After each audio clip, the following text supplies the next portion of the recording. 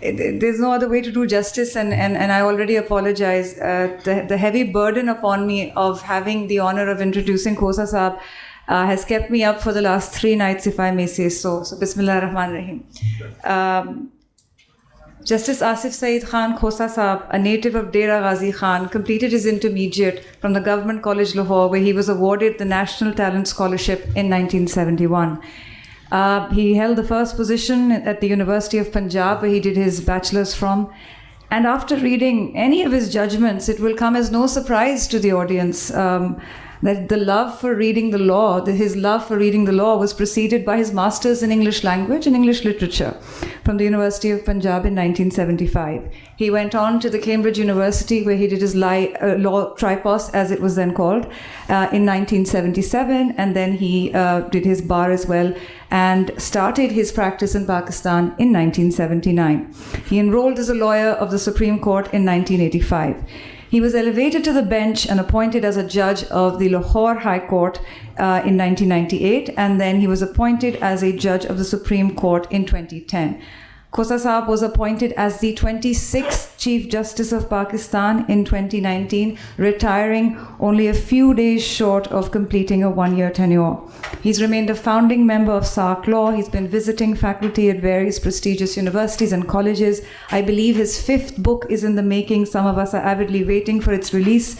But in addition to these honors and prestigious credentials, I wish to take 2-3 minutes to introduce the human side of Justice Khosa, the man behind the 57,000 plus cases that he has decided upon over the period of 22 years of his judicial career. I will begin by words from his father, Sardar Faiz Muhammad Khan Khosa, in his autobiography, where he described his son somebody who made his own choices in life. He stuck to them no matter what and was uninfluenced by extraneous persuasions. He always did what he thought was best and then remained independent and steadfast on it. No threat could cow him down, and no inducement could swerve his determination. He has been described then as being methodical, as being rational and proper in everything that he does. He's industrious to a fault, a perfectionist. If he has a task at hand, he compromises his sleep, his rest, his food and everything until it's done to his satisfaction. As a student, when he would refuse to bring his homework back from school. He would complete it and come back home. As a young lawyer, he would sit in the chamber and not go home until each and every case was prepared. And then he continued this practice as a judge, ensuring that almost 99% of his judgments were typed and finalized the day that they were rendered. And he remained completely punctual throughout his judicial career, and this reassures everyone in the court. It reassures the litigant, the victim, the judicial staff, and it tells them that their time is as important as is his time. And I had the privilege of meeting him for a short while yesterday in the lobby, where he was 4 minutes late and he apologized to a meekling like me. What does that say about such a personality? So this was and remains his work ethic. Then I also wish to speak about his linguistic ethic. Khosa Saab has done a generation of aspiring law students, current law students, and the judiciary a favor by introducing a form of art into the precedents and ratio decidendi that we have to purge through. He has done so by making judgments an absolute pleasure to read, where the openings start off as if they were thrillers and criminal novels for us all. His judgments are carefully balanced between what is legal and what is factual. And there's uniquely sort of an interjection of linguistic pleasures and golden nuggets and literary distractions to keep the reader avidly engaged and involved and interested. He gave us drama, he gave us animation, he gave us passion through his creations, which he called a form of art. He called them his paintings. He described his creations as paintings and his effort to make them as attractive and as colorful as possible through his command over language. He's coined his own legal maxims. He made his own similes and idioms, ladies and gentlemen. His maxim that I recall from one of his judgments, factum clarum jus nebulusum. The clearer the facts, the more dubious the law is. Courage and boldness continues to drip from each and every word in his judgments. Not a page goes by that makes reading dreary or a chore for us. I think some of his boldest words that echo in my mind, I've been working in prisons, are as follows from his judgment. I, for one, cannot allow a human being to rot in a jail like a vegetable or to die in an iron cage like an animal, merely because, through no fault of his own, he is unable to buy his freedom by paying off another human being. And lastly, I wish to talk very, briefly about Khosa Saab's religious ethic, if I may. Khosa Saab has remained a God-fearing judge, and by this we measure his humility before the Almighty. He treated his time on the bench as no less than an act of worship, offering a daily sajda when he would come back to his chambers, beseeching forgiveness should he have erred, despite the best of his efforts. And with this, I call upon, my idol, Justice Khosa Said Saab, to grace us with a piercing stance on the anti-rape legislation and the dilemma facing the GBV court judges. Khosa Saab, please.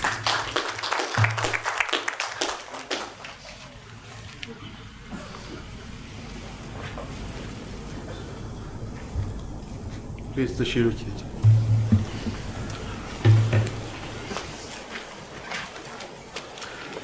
Haya, Zahid, I have no words to thank you enough for such an introduction, which I must confess was never given to me before, in such detail and such a comprehensive introduction. And thank you very much for all the good words said by you about me. I also have to thank Khilji Arif Hussain Saab for the very kind words uttered about me, and also Hayat Ali Shah Saab for the generous words, very kind words uttered by him about my performance in different initiatives introduced during my tenure as the Chief Justice. Mr. Justice Nasir Aslam Zahid, Mr. Justice Khilji Arif Hussain, Mr. Justice Qazi Muhammad Emaan Ahmed, Director General Shah, the office bearers and members of the Legal Aid Society Karachi, and the organizers of this conference. Thank you very much for inviting me here to speak on this occasion.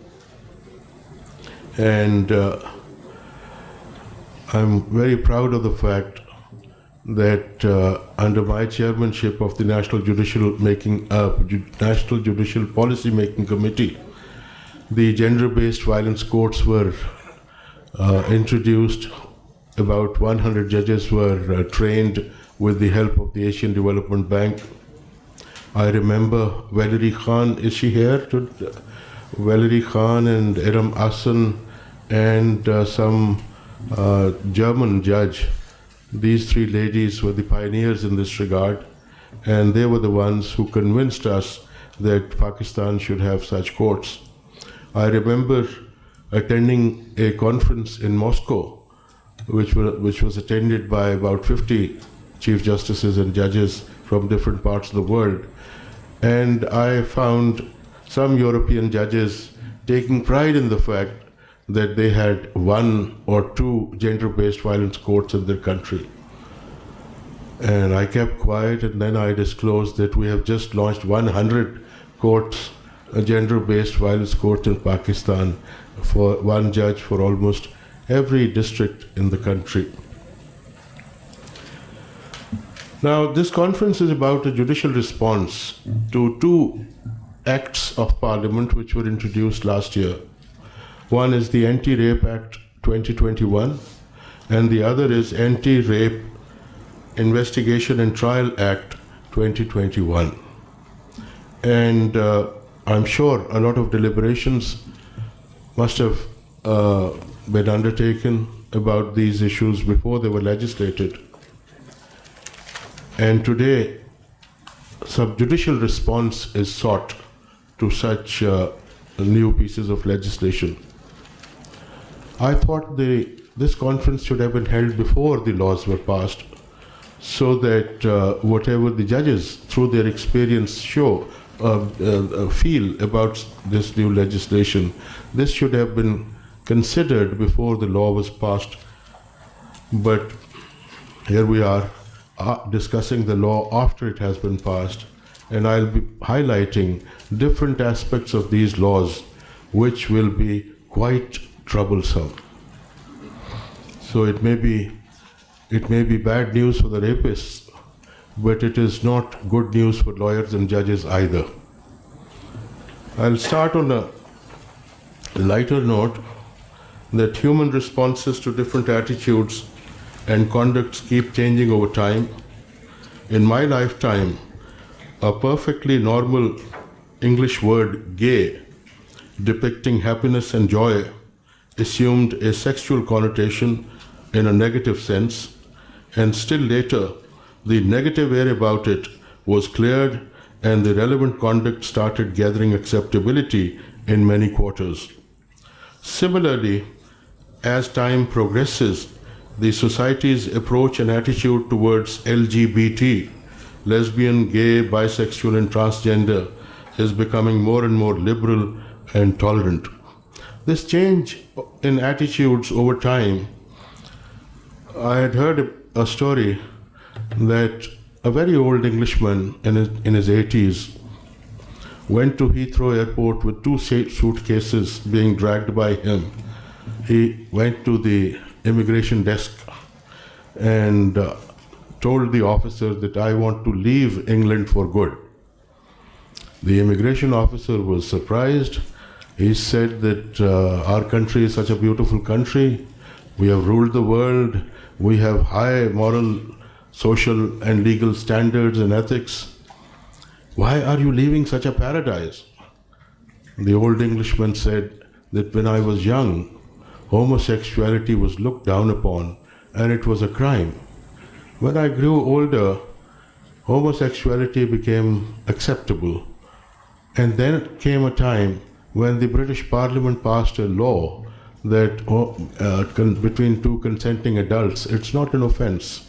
So I am an old man now. I am leaving the country because I apprehend that the Parliament may soon pass a law that this is mandatory and compulsory. So attitudes change. And sometimes it becomes, this is my point, that sometimes it becomes difficult for a generation which has lived with other standards to accept the change. And this is where the problem will come in these 2 laws. And we have judges sitting here who are trained to think in a particular way. There is a society which has been trained to think in a particular way.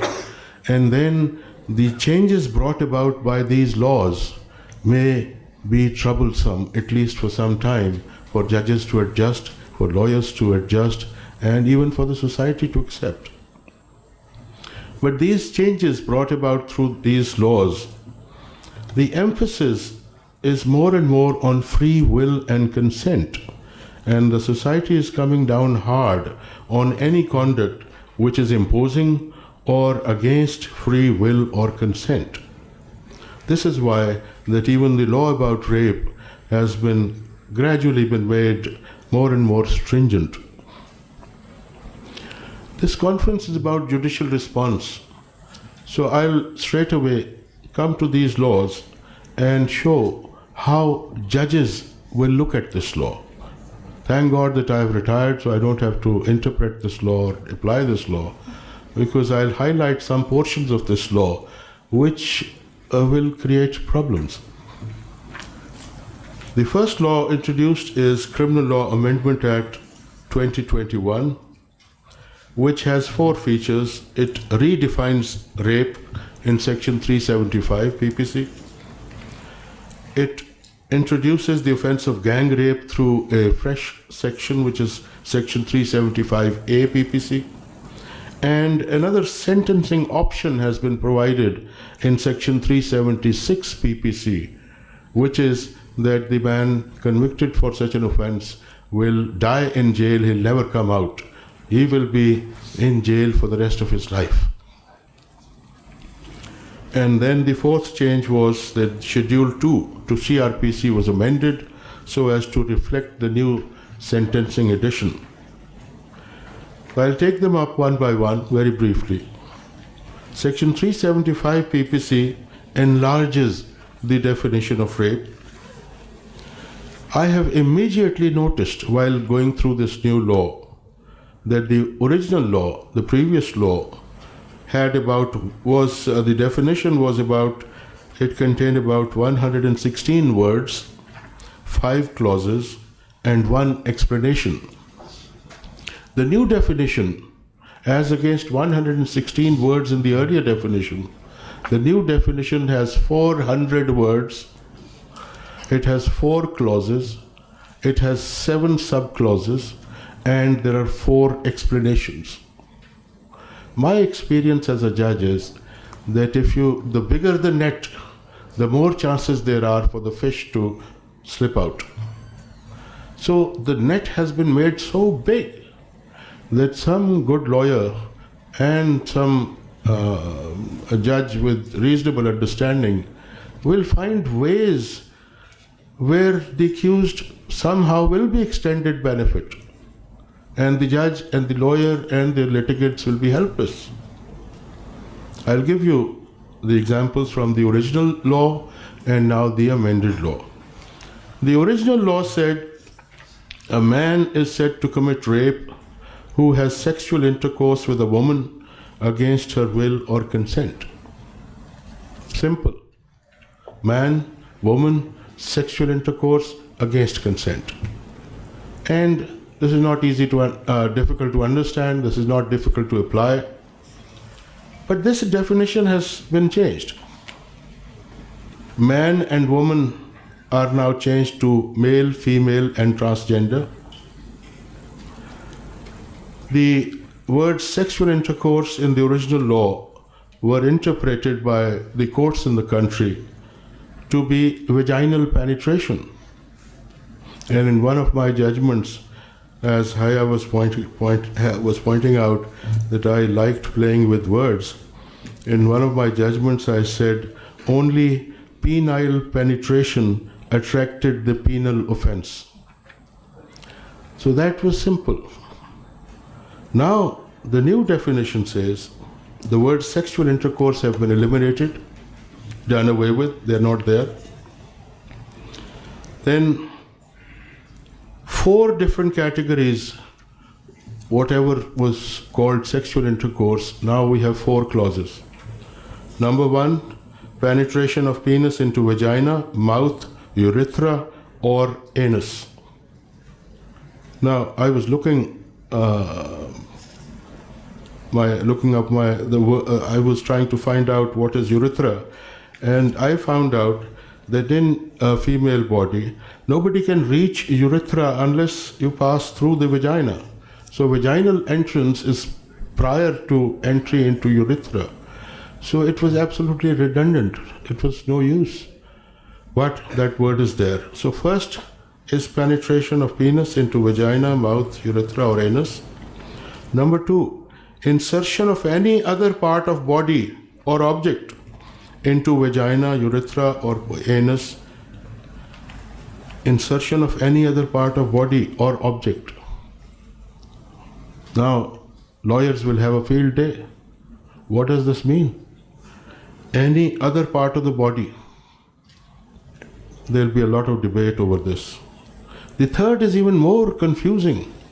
Third is manipulating any part of the body so as to cause penetration into vagina, urethra, anus, or any part of the body. Manipulating somebody's body is now rape. Now when the matter will come to the court, it will be anybody's guess where the court will stop and where the court will start, in fact.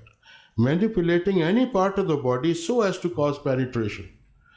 So the debate will be whether manipulating this finger will be good enough, or you have to manipulate the elbow, you have to manipulate your toe, where would you stop? And you will say that this is rape because he manipulated my elbow for causing penetration. Whether penetration is done or not, that's another thing. Manipulating a part of the body for the purpose of causing penetration is in the definition of rape. How will you define? What is manipulation, number 1? It will be great debate in all courts, and lawyers will be let loose, and judges will be absolutely confounded. where to stop, where to define, what to define, and how to interpret. It will take years before things settle down. And in the process, those accused will be acquitted. There is another thing. The fourth category of this replacement for sexual intercourse is applying mouth to the vagina, anus, urethra, or penis. You can imagine what kind of arguments will be addressed in courts, and the judges will be dumbfounded how to define, where to draw the line. So my first point here is that through this definition, the legislature has made every effort to confuse the judges. And whenever a judge is confused about a thing, the benefit goes to the accused. The benefit of doubt will go to the accused. And no wonder that last evening, Haya gave me statistics about convictions and acquittals after introduction of these two laws. And the end result is the studies were conducted in Sindh and in Islamabad. The acquittals have gone up after this law. So that's my point. Don't confuse a judge. A definition has to be crisp, straight, easy to understand, and easy to apply. Here, 400 words of definition and 4 clauses and 5 explanations, and judges will be confused. Lawyers will take advantage of each and every word, every comma, every full stop, and the accused will get benefit. Now, the second confusing part that I have noticed is that Valerie Khan, I mentioned you and your services for this change of law. Thank you. The second part, which will confuse everybody, is the words against will and without consent. I welcome Justice Mushir Alam. Welcome, sir, to this conference. Emphasis on the words against will and without consent. These are very simple words. Everybody understands these words. But then, the more you legislate, the more confusion you create. There is an explanation with the definition, and this explanation too says, consent means an unequivocal voluntary agreement when B, by words, gesture, or any form of verbal or non-verbal communication, communicates willingness to participate in the specific sexual act. What do we understand? Consent means through words, gesture, or any form of verbal or non-verbal communication which communicates willingness to participate in the specific sexual act. It could be a gesture, it could be a word, it could be a nod, and then there is a proviso with it. Provided that if B, who does not physically resist to the act of penetration, it shall not by reason only of that fact be regarded as consenting to the sexual activity. So on the one hand, consent can be through anything, nod, gesture, word, verbal, non-verbal communication, willingness, and then if you don't resist, the law says it does not mean that you are consenting. So in all such situations, how will the accused prove consent? There are just two people in a room. There is no eyewitness. There is no resistance. And the accused says that she consented. She nodded. She expressed her willingness, verbal or non-verbal communication, or some gestures, then followed by no resistance. That's the accused stand. Whereas the lady may say that no, I did not consent. How will the judge decide? It's word of mouth against word of mouth. There's nothing else. And then, even lack of resistance is not ipso facto proof of consent. So if this is the law, then the accused will never be able to prove consent of the alleged victim. So it is giving an unfair advantage to one of the parties to the case. And the judges, you as activists may consider this to be absolutely legitimate, absolutely appropriate. But when judges look at such laws, somebody someday may strike down this provision that this is absolutely unfair. This violates Article 25, equality of treatment. If there's a word of mouth against word of mouth in the absence of any other evidence, then the accused is put to a disadvantage that he cannot prove. If there's just a nod, how will you prove a nod? You can't. A gesture, or at least there should be some resistance which is not there. So accused is put to a great disadvantage, and it will become easier to level such allegations and easier to get a conviction, and with absolutely no chance for the accused. And when a judge will look at such provisions, or when a judge will apply such provisions, he will be trying to be fair. He will not be as motivated as an activist of a non-governmental organization. So this is which bothers me as a judge. This conference is about a judicial response. So I am telling you that after spending so many years in the judiciary, the judges will be perplexed. And then whenever the judge is not sure, then the benefit of doubt goes to the accused. So the only way after reading this definition, I was thinking that how will an accused be in a position to defend himself at all? And it will be only if he has a written consent deed with him, that before the sexual act, he will require the lady to sign this deed, that this is all voluntary. But even when a deed is presented before the court, the relevant party can always say that this was executed under coercion or duress, or there was some misunderstanding. So it is unfair and oppressive, the way it has been worded and the way it is so lopsided.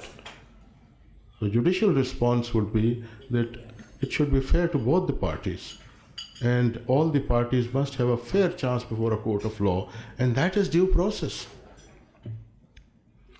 Recently I had an occasion to, in the context of the definition, I had an occasion to see a movie on Netflix, and that is Anatomy of a Scandal. Kindly see that movie. All those judges who will be trying these kinds of cases, kindly see that movie, Anatomy of a Scandal. Very briefly, the story is that there is a gentleman married, and there is some research associate working in the office, unmarried. They have an affair. They are going on for 5 months, free consent. But then one day, in the lift of the office, the gentleman wants to have a good time. She half willingly encourages him to start fondling her. And then suddenly she says, "Not here." It was a lift, public lift. She might have thought that somebody may come and they'll be exposed and all that. Not here. So the whole case argued before the court was, what does this mean? Is it consent or not? Is it rape or not? Not here could mean that yes, I am willing, but this is not the proper place, let's go somewhere else. But not here was interpreted by the other side saying that she is saying not here means that at this point of time, I don't want to do it. What do? See the movie. The accused is acquitted. This is my point, that if you come up with definitions which can go either way, or which are unfair, then the benefit will be given to the accused. And these are the results which are showing in the last 1 year. In Sindh and in Islamabad, that acquittals have gone up since the introduction of this law. Can I have a glass of water, please? Or just a bottle? Thank you. Thank you very much, Rahim sir. Thank you. Thank you. Got it. The next provision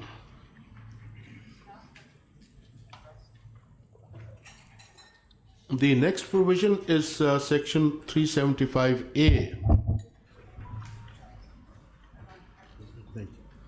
I'll need it after 5 minutes again. 375A defines gang rape. Now, all of us in the criminal law, we are familiar with this word. When two or more persons commit the act of rape, it's called gang rape. But this new law has made a departure. And I'll read it. It says, where a person is raped by one or more persons. One is not gang. And one was rape in 375.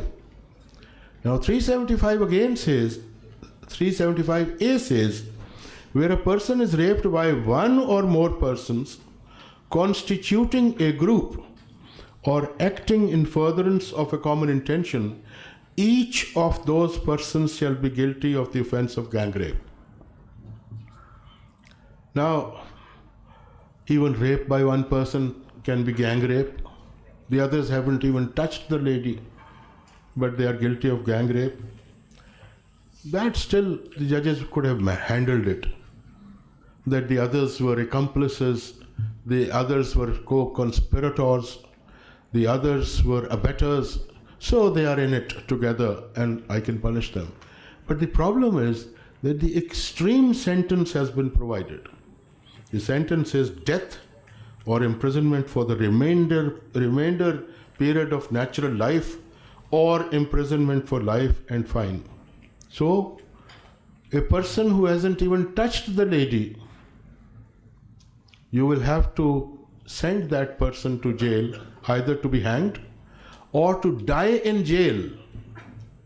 He will not come out alive for doing no physical harm to the lady. There are cases where in hostels, young boys and girls, they arrange a meeting which people call a date, but they act in a group activity. Somebody makes a telephone call, the other makes a reservation, somebody buys cinema tickets, and then the girl and the boy goes to some place, and whatever the situation is, if it is not a case of consent, it could be rape.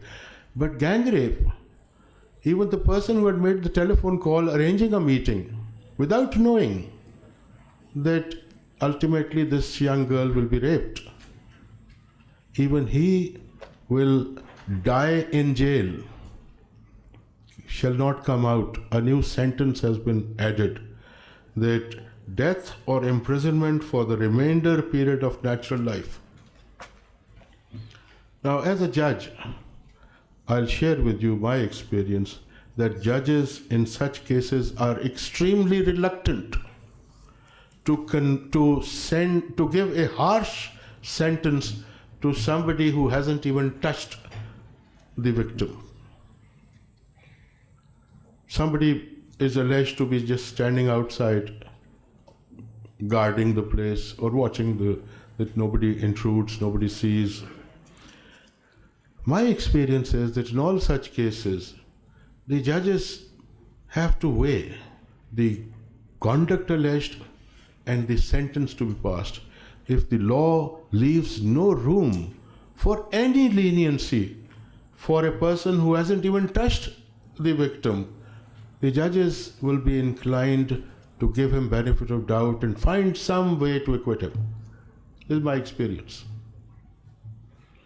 Here, this new law not only says even one person commits rape, it's a gang rape, and all of them who had participated in any way will die in jail, whether through hanging or through rotting in jail. It is too oppressive. And the judges giving you a judicial response would be that they will find some way to give him benefit and to acquit him, rather than passing such a harsh sentence. The other section introduced through this law was section 376, which provides for punishments. Now, 376 as amended could have been amended only by somebody who doesn't know criminal law at all, who hasn't read PPC or CRPC. I was amazed that this act was passed by the Parliament. It must have passed through the Law Ministry. It must have gone to the National Assembly. It must have been debated in the Senate. And then even at the time of giving assent, nobody ever noticed what they're doing. This section 376 adds a sentence, and that sentence is, as I read out, for imprisonment for the remainder period of his natural life. Imprisonment for life is already mentioned in the punishments right from inception of CRPC by the British Parliament, and PPC, section 53, provides the punishments which are there since 1800 something. And the punishments are the following: Qisas, Diyat, Arsh, Daman, Tazir, death. Seventhly, imprisonment for life. And eighthly, imprisonment of either description, which is rigorous or simple, which is life. So life imprisonment or imprisonment for life means for the remaining biological life of that person. It is very unfortunate that nobody even understood that this imprisonment till you die is already there in the law, but a fresh sentencing choice option was introduced: imprisonment for life or imprisonment for the remaining part of his life. There is a case pending before the Supreme Court about this particular aspect. I had granted leave to appeal in that case, that there is a misconception that imprisonment for life means 25 years, because there is a clear distinction between 25 years and life imprisonment in PPC itself. For example, section 302, the most famous section, murder, 302, it has three clauses. One says death as qisas, the second says death or imprisonment for life, and third is may extend to 25 years. So the law itself in one section is clearly mentioning that imprisonment for life is different from 25 years. And section 53 also, the definition was there. Section 45, which defines life, means the entire life. Somehow nobody realized, and this superfluity has come into the law, showing extreme ignorance of the basic criminal law of the country. I have found out that there are many provisions which refer to imprisonment for life and then imprisonment for 25 years. Why the legislature has referred to these two if they were the same? They are not the same. So section 316 about punishment for Qatl Shibh Ahmad, 25 years. 308, punishment in Qatl Ahmad, not liable to Qisas, 25 years. 303, Qatl committed under Ikrah Tam or Ikrah Naqis, 25 years. Section 371A, selling person for the purpose of prostitution, 25 years. 371B, buying a person for the purpose of prostitution, 25 years. Section 493, cohabitation caused by a man deceitfully inducing a belief of lawful marriage, 25 years. So 25 has always been mentioned as a separate sentence, and imprisonment for life has always been mentioned as a separate class of cases and punishments, which unfortunately the legislature did not notice.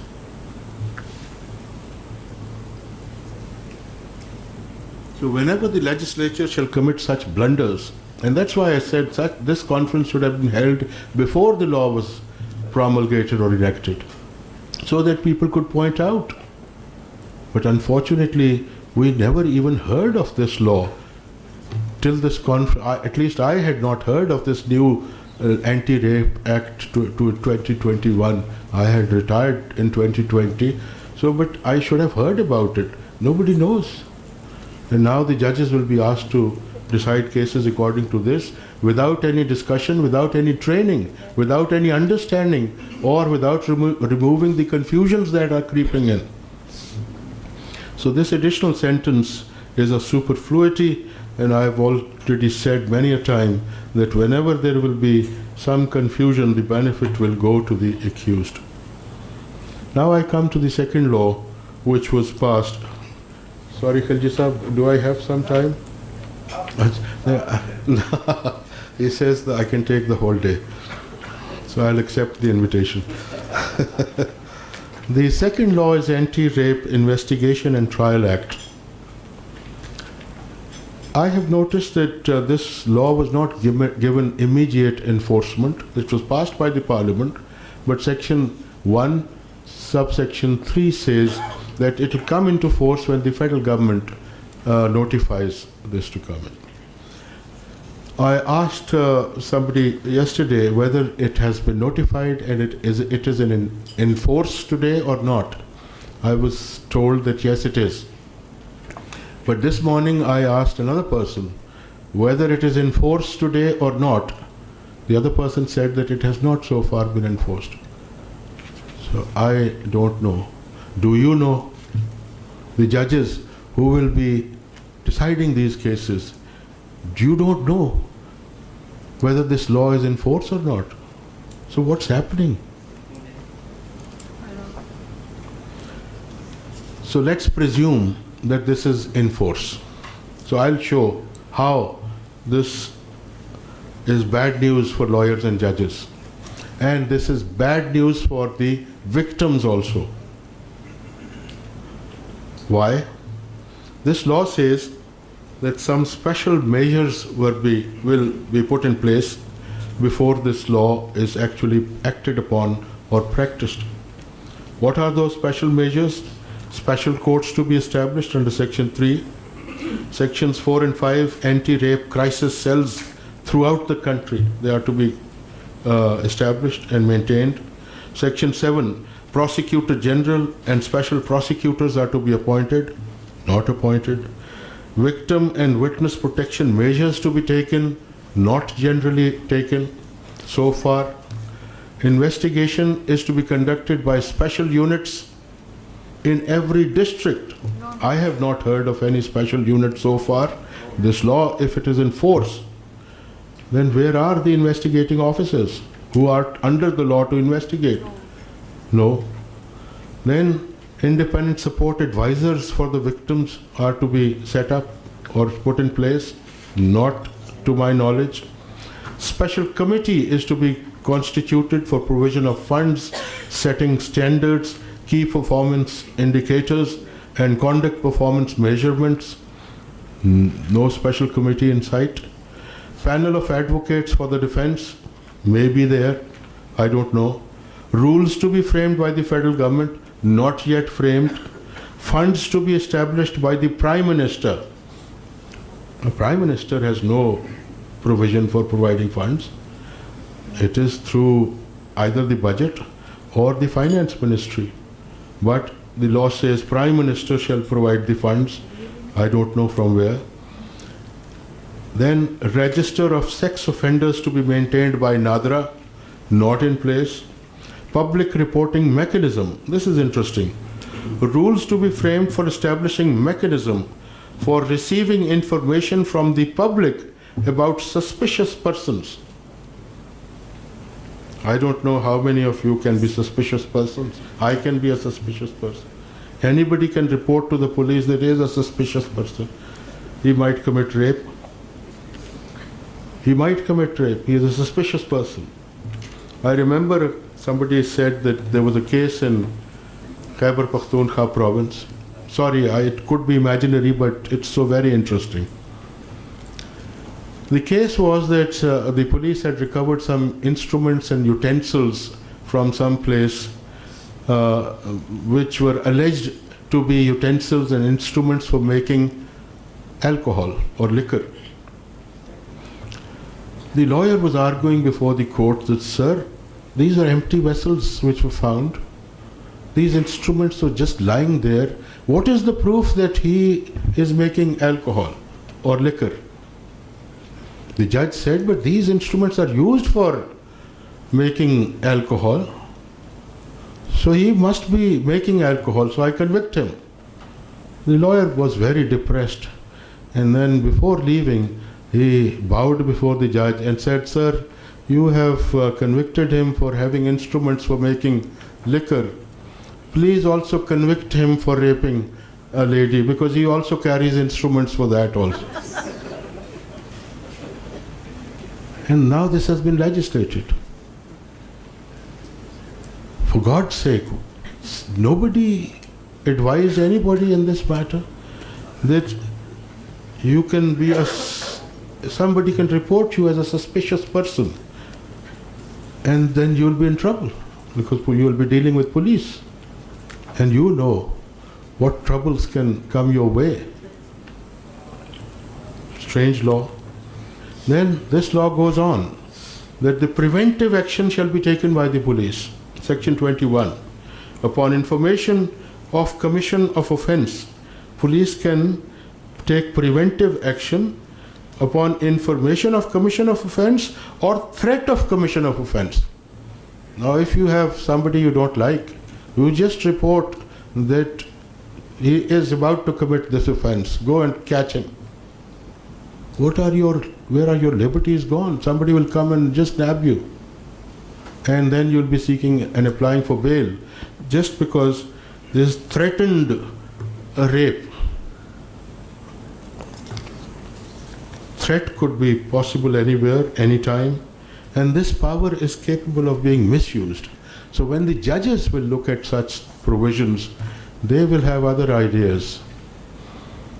The next part of this act is investigation. Section 6, I'll speed up, Khalji Sahab. Investigation provision, section 6 says, legal and financial assistance to the victims will be provided. Legal aid and justice authority shall be established. Not established. Has been established. You are the one. I see. Wonderful. So, legal and financial, have you provided financial assistance? Okay, not. Have you provided legal assistance? No. वो कह रहे हैं तनख्वाह भी आपको भी नहीं मिली तो आप औरों को कैसे फंड्स देंगे? So, not established. This is a part of the investigation. Section 64 statement to be recorded, victim's statement, which says a strange provision. It says video recorded statement will be recorded, system is not in place. Then it says that opportunity to cross-examine is to be given to the accused's counsel. Opportunity to cross-examine the victim shall be given to the accused's counsel, but not to the accused. Now, imagine an accused who has no counsel. So under the law, it says no opportunity shall be given to the accused to cross-examine the victim. If he has a counsel, the counsel shall cross-examine. What about a case where he hasn't got a counsel? He doesn't want to engage a counsel. Or what happens when the lawyer himself is accused? He says, I'm a lawyer, I'll cross-examine her. No discussion, no answers. And if the accused is denied an opportunity to cross-examine the victim, the law will be struck down. This is absolutely unfair, against constitutional safeguards, against fair trial, Article 10A, against due process. How can you say that the accused shall not be given an opportunity to cross-examine unless he has a counsel? Strange provisions. Then, false allegation or improper investigation is to be punishable, but it doesn't provide whether if false allegation is established or improper investigation is established, a separate trial for this shall take place, or in the same trial, the investigating officer or the false perjuring witness shall be punished. No clarification. So, in the end, if somebody is convicted and files an appeal, or if some victim, if the victim fails and the accused is acquitted and she challenges through an appeal, both of them will have very sound reasons to argue before the appellate court that the mandatory special measures were not in place, the statutorily required preventive action was not even available, the statutorily required investigative machinery was missing, and therefore the law was not followed and due process was violated. What will the court do? The court will give benefit to the accused. And this is what is happening. In the trial, in-camera trial, and then there are provisions for evidence and guidelines about evidence. In this, section 13 says evidence of immoral character of the victim is inadmissible. Now, if it is a case of word of mouth against word of mouth, in a closed room, something happens. She says, he forced himself upon me. He says, no, it was a case of consent. There's no medical evidence because there's no resistance. How will the accused defend and cross-examine that lady and prove her false? He has to impeach her credibility. But here the law says that evidence of immoral character of the witness is inadmissible.